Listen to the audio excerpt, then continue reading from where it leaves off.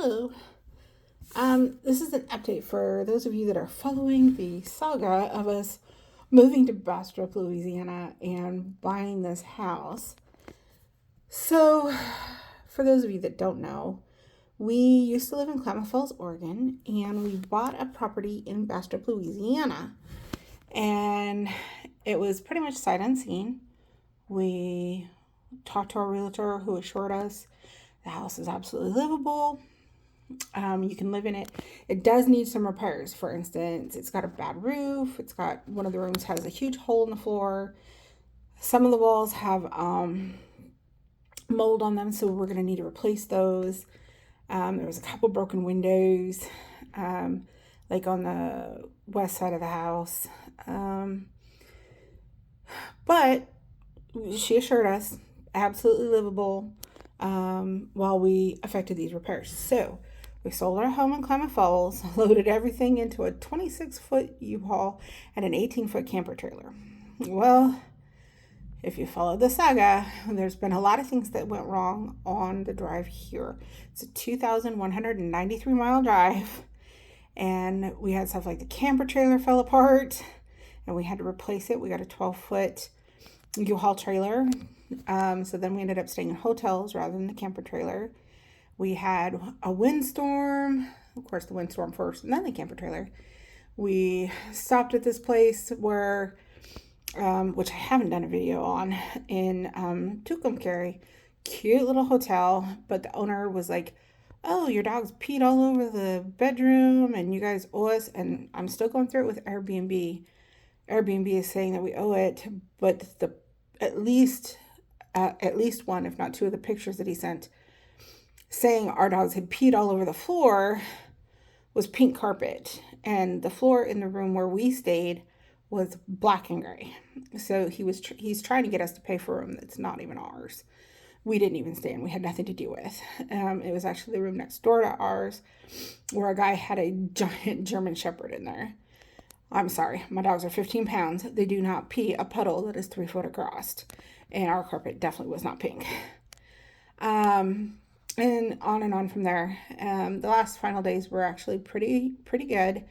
We actually stayed in a really, really awesome hotel. Oh gosh, over New Year's. I can't even remember what town it was in. But I want to say Elks, but the whole place was empty, and there is a video about that on the channel further back. We were the only people there. It was amazing and creepy and awesome, and the beds were the best beds I've ever stayed in. So fast forward, we get to the house, and that's when we found out that not everybody is honest in the South. And we get there, the door's hanging wide open. Number one, we found out that the door doesn't even latch. If you want to keep it closed, we have to put a board up to prop the door closed. One of the windows from the video that was intact is now not. It was completely broken out, and it's about got a 4-inch lip or so from the floor, so it's a floor to ceiling window. Before we can even get into the house, that glass had to be picked up and it had to be blocked, or else the rats, our Pomskis, the 4 of them, and Keezy, who is 55 pounds, his window is huge, would have been able to get out that window. And so before we could even let them into the house, that had to be cleaned up. That window had to be blocked. Thank goodness Sean took care of that. And then we got to looking. Now, we had tried to turn on the power before we got there, and they told us, oh, can't do it. Your meter is gone, which we knew. The meter was actually removed in May of 2024. But they had gone out with a meter. They said, your meter is gone, and we have no way of putting the new one in because your breaker box is messed up. Like, really messed up. And we're like, oh my God. Oh, Lord above.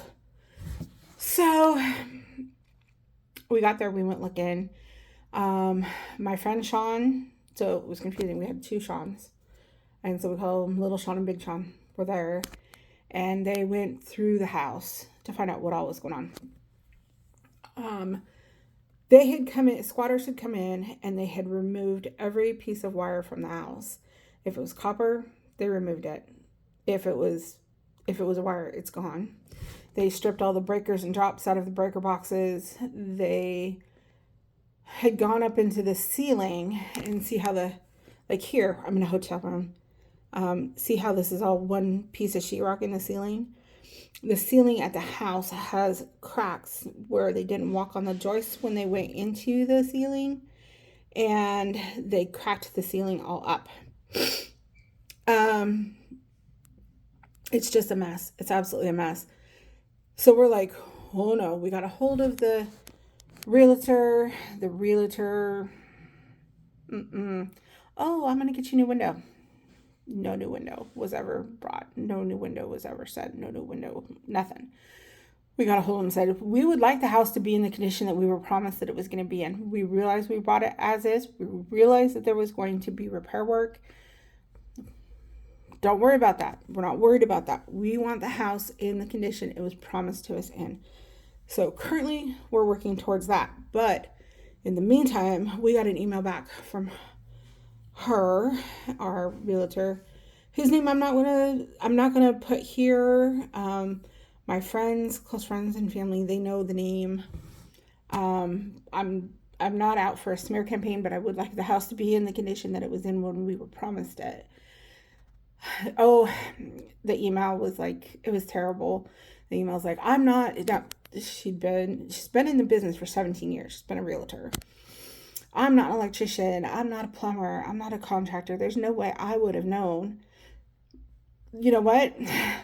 I've never been a real estate agent. I'm also not an electrician, a plumber, a contractor, or any of these things. I can open that box that is supposed to have breakers in it and see it's a big empty receptacle and go, there's something not right here. And then she went so far as to say, oh, well, we FaceTimed so you could see the condition of the house. We got a 3-minute, 1 second long video like this one that was a real quick walkthrough, and that was it. No, ma'am. No Zoom, no FaceTime, nothing like that. Not even a messenger call. So that's a big fat lie. Lie. So we're freaking out. We can't get electrical in there, and in the parish we're in, because we're in Louisiana, so we have parishes, not counties. In order to get electrical, you have to have your electrical put in, have it inspected. You have to, before you can put in electrical, you have to, if you're on a septic like we are, you have to have your septic inspected by the health inspector to make sure that it is good to go and in excellent running condition before they'll turn on your electricity. So you have to have that inspected. You have to have any repair work done to that. So it's not like we can do it in stages, which is great. We wanted to be able to do it in stages. So we've been a little bit despairing. We did find someone awesome. Sandra Jones, Project for Hope, look them up, help them out. She's been awesome. She has put us in contact with people. She has opened doors for us. She has given us numbers to call. She has helped me find out what we need to do as far as permitting goes, the whole bit. She's amazing. She runs an amazing outfit. She is there to help the veterans. Look her up. Awesome. But we were still freaking out. Sandra Jones brought out a gentleman. He is a contractor. He's a carpenter. And he's like, okay, well, what needs to be done? So little Sean, took him around the house and took him around the property and said, look, this, and this. So, by the way, this is where I started working on tearing up the floor in this 1 bedroom so that we can replace it, blah, blah, blah, blah. He comes back to me, this gentleman. He says, you have a problem. I said, well, I'm aware I have a problem. He says, no, you have a problem bigger than you thought you had. And I was like, oh, my Lord, what now? At least half of the foundation is rotten and half to 3/4 of the floor joists are rotten or broken. And I'm like, okay. when it rains, it pours, both good and bad. And so I asked the poor man, I put him on the spot. I said, is this gutter room, repair it, or gut the whole house and repair it? Or is this bulldoze it and say prayers over and be done? He says, well, he says, if it was me, it's bulldozable. He says it's quite bad. So we started freaking out. And so as we start to freak out, we come across the idea, we technically, even though it's 1.42 acres, it's technically 2 lots. So what if we bring in a manufactured home, a mobile home, whatever terminology you want, a manufactured home? Well, we're really concerned and we're kind of freaking out because while we have the monthly income, I mean, we were making our mortgage in Klamath Falls. We could make a mortgage on a mobile home or manufactured home here, no problem. Our credit isn't the best. As a matter of fact, like probably a good majority of the United States, our credit is in the la toilette. So we're kind of like a little bit worried here because, we don't know if we're going to qualify for a manufactured home. And if we do qualify for a manufactured home, we don't know how much we're going to qualify for. So we started calling and talking to manufactured home dealerships and talked to these people over at Brewer Quality Homes. They're in Bossier. Help me out, people. Is it Bossier? It's by Shreveport. Is it Bossier? Not sure. I should have asked. Very nice salesman over there by the name of Jamie. He's also a veteran, Air Force veteran. Go Forces. We love him. We love military. And he's like, oh, Miss Emily, don't worry about it. I got you. I'm like, we'll see, because I naturally do not trust people anyway. So I'm a little bit skeptical. He says, oh, I got you. Don't worry about it. And so he sent me over the application. We filled it out. I'm sitting here going, Well, everything, of course, runs on DTI, debt to income. And our debt to income is high because we sold our home on December 18th and bought this property. So it has not yet hit all of the waves.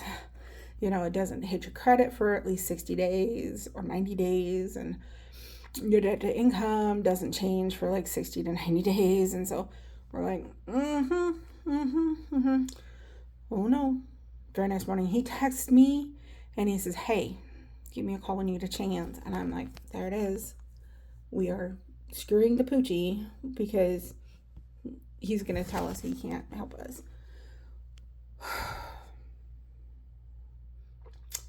Nope. No, ma'am. We were approved. Yes. So we picked out our home. If anybody wants to look at it, it's called the Rosewood. I believe the manufacturer is by Cabco. It's 4 or 5 bedrooms. It's huge. It's 1,600 square feet. Beautiful kitchen, gorgeous laundry room, walk-in shower. He had one on the lot. I chalk it, so pardon me if I'm making faces. He had one on the lot, but it sold. It sold like yesterday or the day before, so we have to wait. But get this. As I record this, today is January 21st. 2 days after my daddy's birthday, 1 day after my sister's birthday. Happy birthday, Desiree. A little belated, but happy birthday. You're only 907 years old. Someday you'll be as old as me. Look at see these wrinkles?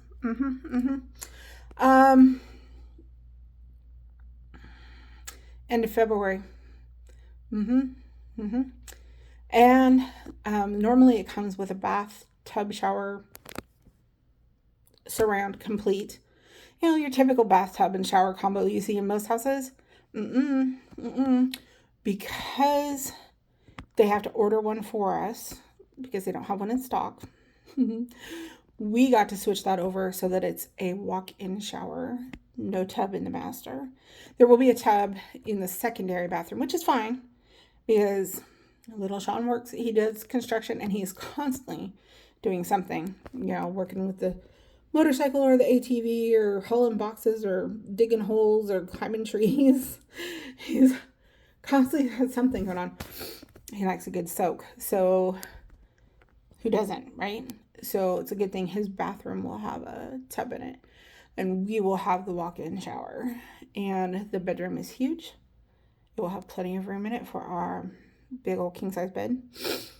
Lots of room for the ratatas to run around. Mm-hmm. Sif and Hattie, Nana, Titi, even Kizzy, who has really gone bonkers since we moved down here. We'll have plenty of room to run and play.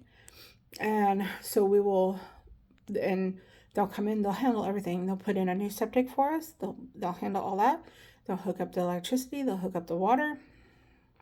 End of February, brand new house coming.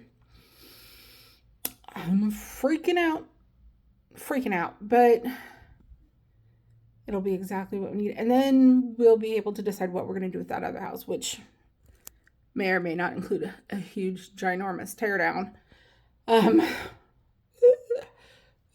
Don't know.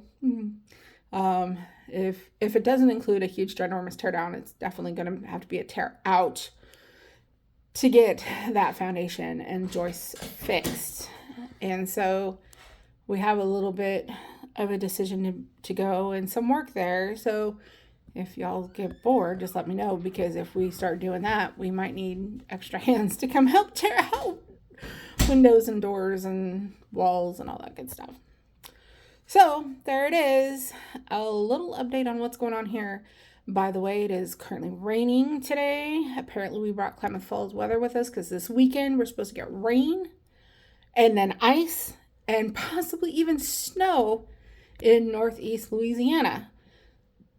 Sorry, everybody who lives here. I'm so sorry. I did not mean to bring it with me. I am doing what I can to try to send it back to Klamath Falls because they're ready for it. We're not. So that's it. Thanks. Bye.